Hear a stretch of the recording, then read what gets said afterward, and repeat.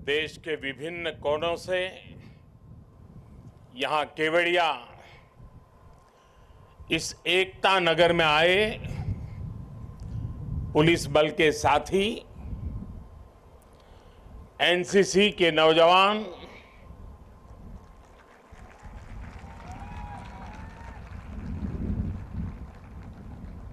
कला से जुड़े हुए सारे आर्टिस्ट, देश के विभिन्न हिस्सों में एकता दौड़ रन फॉर यूनिटी में शामिल हो रहे नागरिक भाई बहन, देश के सभी स्कूलों के छात्र छात्राएं, अन्य महानुभाव और सभी देशवासियों, मैं एकता नगर में हूं, पर मेरा मन मोरबी के पीड़ितों से जुड़ा हुआ है।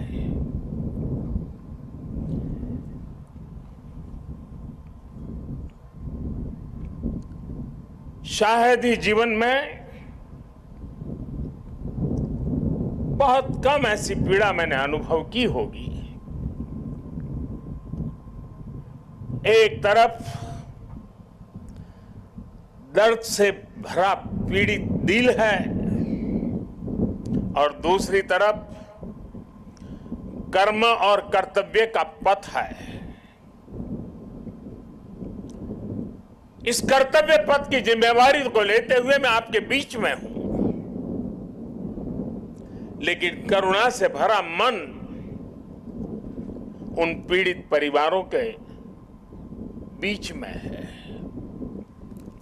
हादसे में जिन लोगों को अपना जीवन गंवाना पड़ा है, मैं उनके परिवारों के प्रति अपनी संवेदना व्यक्त करता हूं। दुख की इस घड़ी में सरकार हर तरह से पीड़ित परिवारों के साथ है। गुजरात सरकार पूरी शक्ति से कल शाम से ही राहत और बचाव कार्यों में जुटी हुई है। केंद्र सरकार की तरफ से भी राज्य सरकार को पूरी मदद दी जा रही है। बचाव कार्य में एनडीआरएफ की टीमों को लगाया गया है। सेना और वायुसेना भी राहत के काम में जुटी हुई है। जिन लोगों का अस्पताल में इलाज चल रहा है, वहां भी पूरी मुस्तैदी बरती जा रही है। लोगों की दिक्कतें कम से कम हो, इसे प्राथमिकता दी जा रही है। हादसे की खबर मिलने के बाद ही गुजरात के मुख्यमंत्री श्रीमान भूपेंद्र भाई रात को ही मोरबी पहुंच गए थे। कल से ही वो राहत और बचाव के कार्यों की कमान संभाले हुए हैं। राज्य सरकार की तरफ से इस हादसे की जांच के लिए एक कमेटी भी बना दी गई है। मैं देश के लोगों को आश्वस्त करता हूं कि राहत और बचाव के कार्यों में कोई कमी नहीं आने दी जाएगी। आज राष्ट्रीय एकता दिवस का यह अवसर भी हमें एकजुट होकर इस मुश्किल घड़ी का सामना करने, कर्तव्य पथ पर बने रहने की प्रेरणा दे रहा है। कठिन से कठिन परिस्थितियों में सरदार पटेल का धैर्य, उनकी तत्परता से सीख लेते हुए हम काम करते रहे, आगे भी करते रहे। साथियों, वर्ष 2022 में राष्ट्रीय एकता दिवस का बहुत विशेष अवसर के रूप में मैं इसे देख रहा हूं। ये वो वर्ष है जब हमने अपनी आजादी के 75 वर्ष पूरे किए हैं।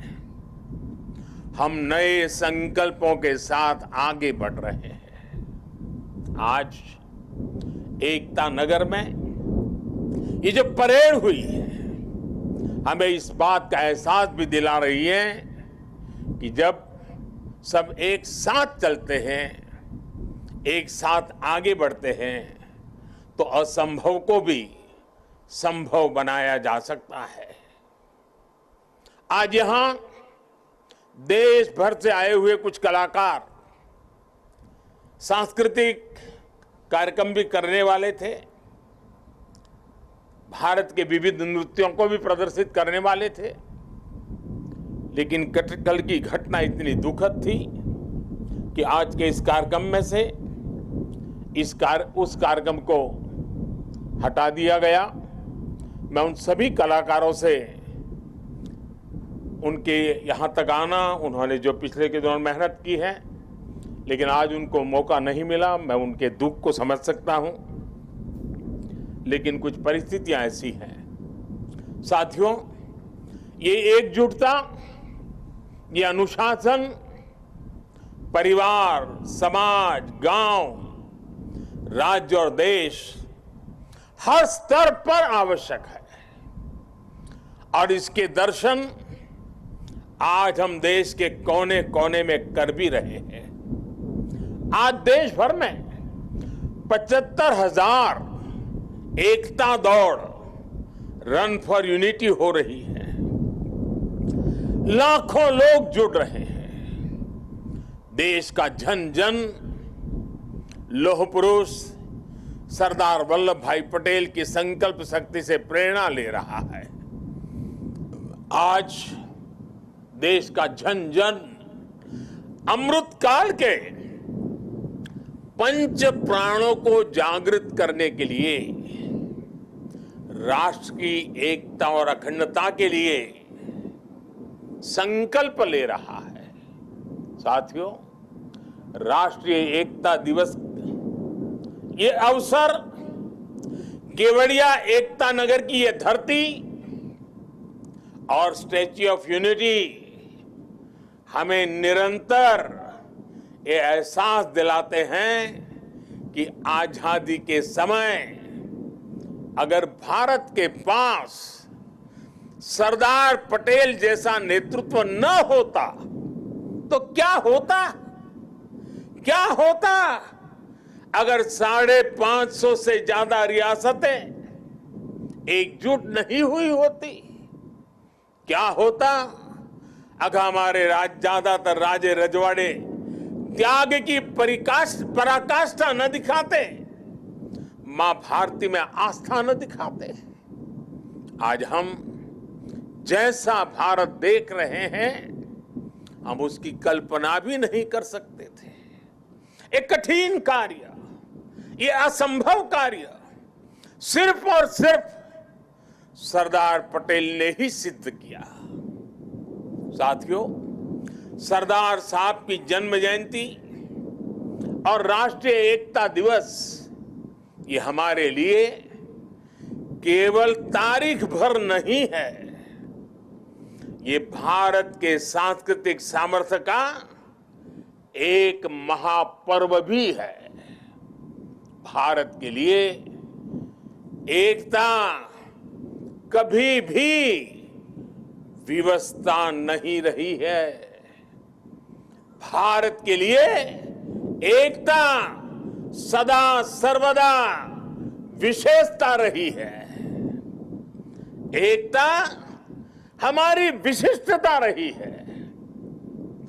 एकता की भावना भारत के मानस में, हमारे अंतर्मन में कितनी रची बसी है, हमें अपनी इस खूबी का अक्सर एहसास नहीं होता है। कभी कभी ओझल हो जाती है, लेकिन आप देखिए, जब भी देश पर कोई प्राकृतिक आपदा आती है तो पूरा देश एक साथ खड़ा हो जाता है। आपदा उत्तर में हो या दक्षिण में, पूरब में हो या पश्चिमी हिस्से में, ये मायने नहीं रखती है। पूरा भारत एकजुट होकर सेवा, सहयोग और संवेदना के साथ खड़ा हो जाता है। कल ही देख लीजिए ना, मोरबी में हादसा हुआ, उसके बाद हर एक देशवासी हादसे का शिकार हुए लोगों की सुरक्षा के लिए प्रार्थना कर रहा है। स्थानीय लोग हादसे की जगह पर अस्पतालों में हर संभव मदद के लिए खुद आगे आ रहे हैं। यही तो एकजुटता की ताकत है। कोरोना का इतना बड़ा उदाहरण भी हमारे सामने है।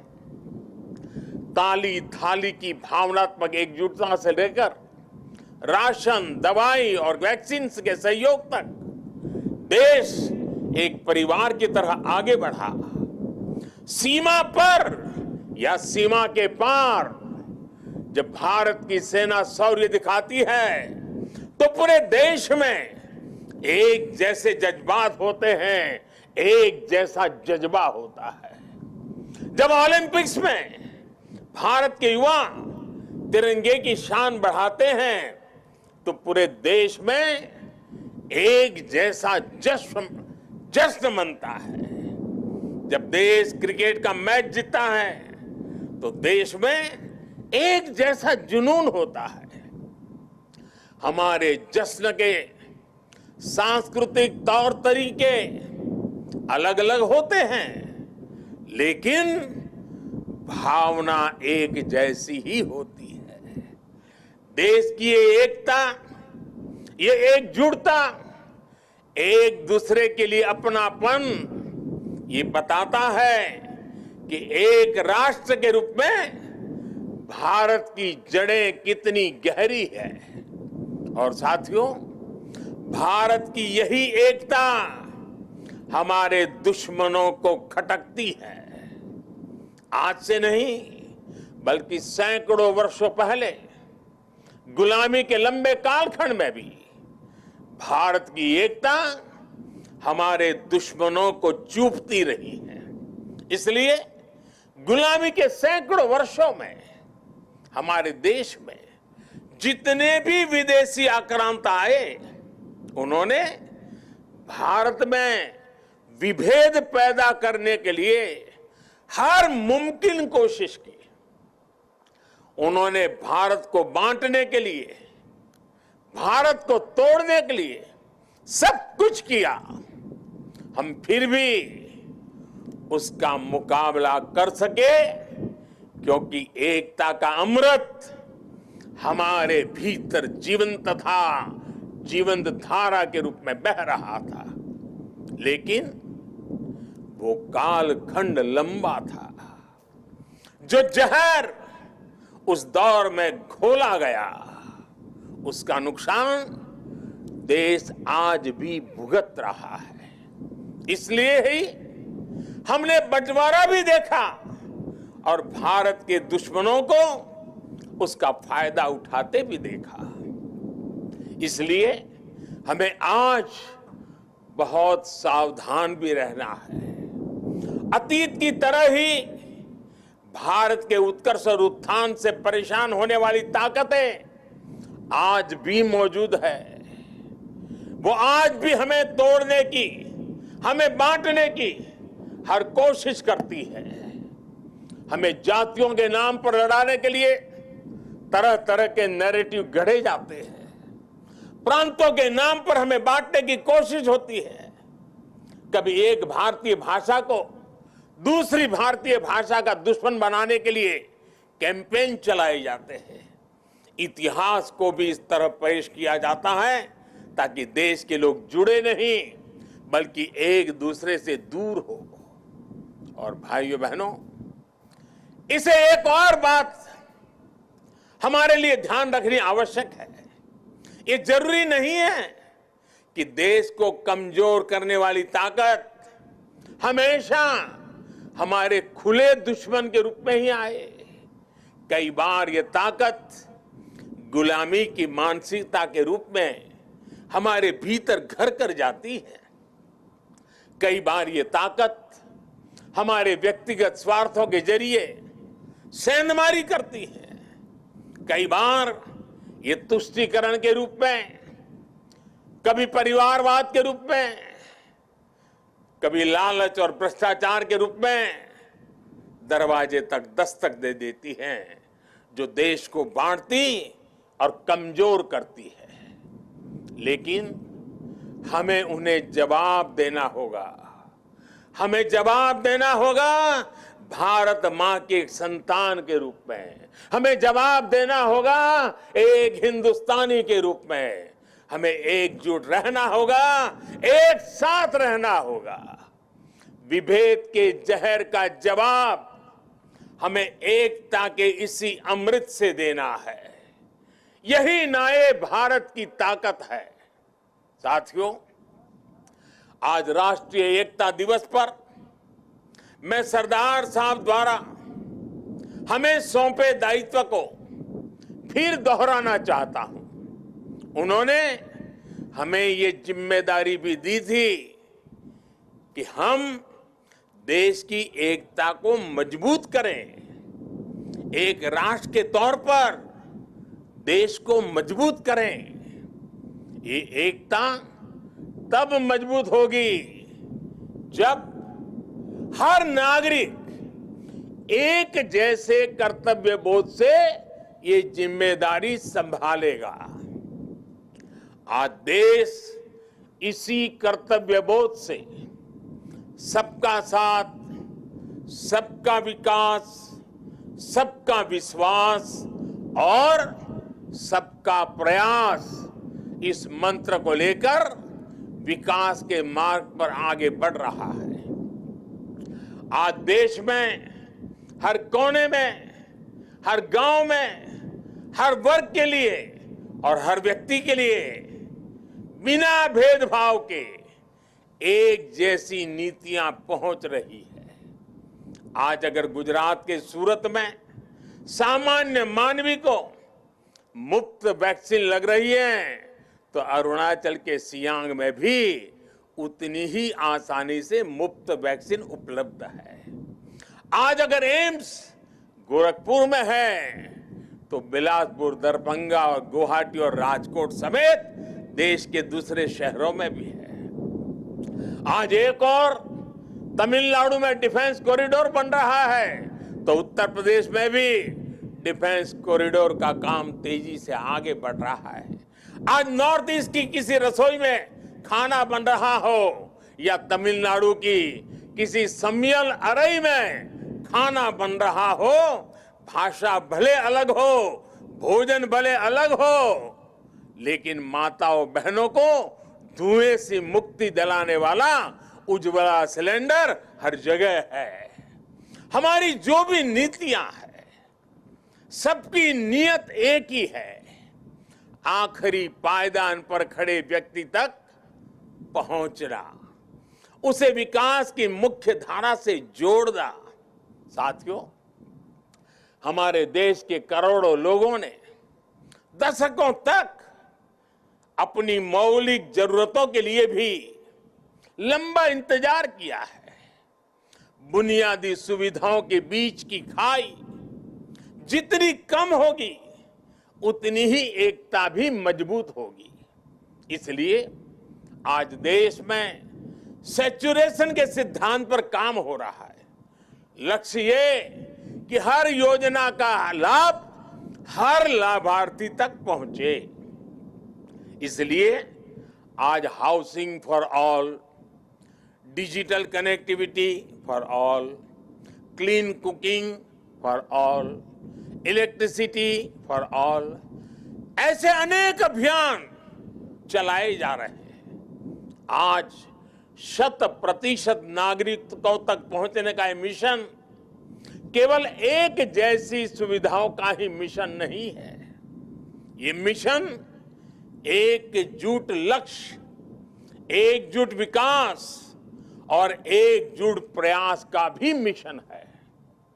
आज जीवन की मौलिक जरूरतों के लिए 100% कवरेज देश और संविधान में सामान्य मानवी के विश्वास का माध्यम बन रहा है। ये सामान्य मानवी के आत्मविश्वास का माध्यम बन रहा है। यही सरदार पटेल के भारत का विजन है, जिसमें हर भारतवासी के लिए समान अवसर होंगे, समानता की भावना होगी। आज देश उस विजन को साकार होते देख रहा है। साथियों, बीते 8 वर्षों में देश ने हर उस समाज को प्राथमिकता दी है जिसे दशकों तक उपेक्षा का शिकार होना पड़ा था। इसलिए देश ने आदिवासी के गौरव को याद करने के लिए जनजातीय गौरव दिवस मनाने की परंपरा शुरू की। देश के कई राज्यों में आदिवासी स्वातंत्र संग्राम में उनकी भूमिका, उसको लेकर के म्यूजियम भी बनाए जा रहे हैं। कल मैं यहां मानगढ़ जाने वाला हूं, उसके बाद मैं जाबूगोड़ा भी जाऊंगा। मेरा देशवासियों से आग्रह है कि मानगढ़ धाम और जाबूगोड़ा के इतिहास को भी जरूर जानें। विदेशी आक्रांतों द्वारा किए गए कितने ही नरसंहारों का सामना करते हुए हमें आजादी मिली है। आज की युवा पीढ़ी को ये भी सब जानना बहुत आवश्यक है, तभी हम आजादी की कीमत भी समझ पाएंगे, एकजुटता की कीमत भी जान पाएंगे। साथियों, हमारे यहां कहा भी गया है, ऐक्यम बलम समाजस्य तद्भावे स दुर्बलः तस्मात् ऐक्यम प्रशंसन्ति दृढ़म राष्ट्र हितैषिण। अर्थात किसी भी समाज की ताकत उसकी एकता होती है। इसलिए मजबूत राष्ट्र के हितैषी एकता की इस भावना की प्रशंसा करते हैं, उसके लिए प्रयास करते हैं। इसलिए देश की एकता और एकजुटता हम सबका सामूहिक दायित्व है। ये एकता नगर भारत का एक ऐसा मॉडल शहर विकसित हो रहा है जो देश ही नहीं बल्कि पूरी दुनिया में अभूतपूर्व होगा। लोगों की एकता से, जन भागीदारी की शक्ति से विकसित होता एकता नगर आज भव्य भी हो रहा है और दिव्य भी हो रहा है। स्टैच्यू ऑफ यूनिटी के रूप में दुनिया की सबसे विशाल प्रतिमा की प्रेरणा हमारे बीच में है। भविष्य में एकता नगर भारत का एक ऐसा शहर बनने जा रहा है जो अभूतपूर्व भी होगा और विश्वसनीय भी होगा। जब देश में पर्यावरण की रक्षा के लिए किसी मॉडल शहर की बात होगी, एकता नगर का नाम आएगा। जब देश में बिजली बचाने के वाले एलईडी प्रकाशित किसी मॉडल शहर की बात होगी, सबसे पहले एकता नगर का नाम आएगा। जब देश में सोलर पावर से चलने वाले क्लीन ट्रांसपोर्ट सिस्टम की बात आएगी, तो सबसे पहले एकता नगर का नाम आएगा। जब देश में पशु पक्षियों के संरक्षण की बात होगी, विभिन्न प्रजातियों के जीव जंतुओं के संरक्षण की बात होगी, तो सबसे पहले एकता नगर का नाम आएगा। कल ही मुझे यहां मियावाकी फॉरेस्ट और मेज गार्डन का लोकार्पण करने का अवसर मिला है। यहां का एकता मॉल, एकता नर्सरी, विविधता में एकता को प्रदर्शित करने वाला विश्व वन, एकता फेरी, एकता रेलवे स्टेशन, ये सारे उपक्रम राष्ट्रीय एकता को मजबूत करने की प्रेरणा है। अब तो एकता नगर में एक और नया सितारा भी जुड़ने जा रहा है। आज मैं इस बारे में भी आपको बताना चाहता हूं। और अभी जब हम सरदार साहब को सुन रहे थे, उन्होंने जिस भावना को व्यक्त किया, उस भावना को उसमें प्रतिबिंब में हम कर रहे हैं। आजादी के बाद देश की एकता में सरदार साहब ने जो भूमिका निभाई थी, उसमें बहुत बड़ा सहयोग देश के राजा रजवाड़ों ने भी किया था। जिन राज परिवारों ने सदियों तक सत्ता संभाली, देश की एकता के लिए एक नई व्यवस्था में उन्होंने अपने अधिकारों को कर्तव्य भाव से समर्पित कर दिया। उनके इस योगदान की आजादी के बाद दशकों तक उपेक्षा हुई है। अब एकता नगर में उन राज परिवारों के, उन राज व्यवस्थाओं के त्याग को समर्पित एक म्यूजियम बनाया जाएगा। ये देश की एकता के लिए त्याग की परंपरा को नई पीढ़ियों तक पहुंचाएगा। और मैं गुजरात सरकार का भी आभारी हूं कि उन्होंने इस दिशा में काफी ग्राउंड वर्क पूरा किया है। मुझे विश्वास है सरदार साहब की प्रेरणा राष्ट्रीय एकता को मजबूत करने के लिए निरंतर हम सबका मार्गदर्शन करेगी। हम सब मिलकर सशक्त भारत का सपना पूरा करेंगे। इसी विश्वास के साथ मैं आप सबसे आग्रह करूंगा, मैं जब कहूंगा सरदार पटेल, आप 2 बार बोलेंगे, अमर रहे, अमर रहे। सरदार पटेल, सरदार पटेल, सरदार पटेल। भारत माता की, भारत माता की, भारत माता की। बहुत बहुत धन्यवाद। आदरणीय प्रधानमंत्री जी के प्रति धन्यवाद एवं आभार के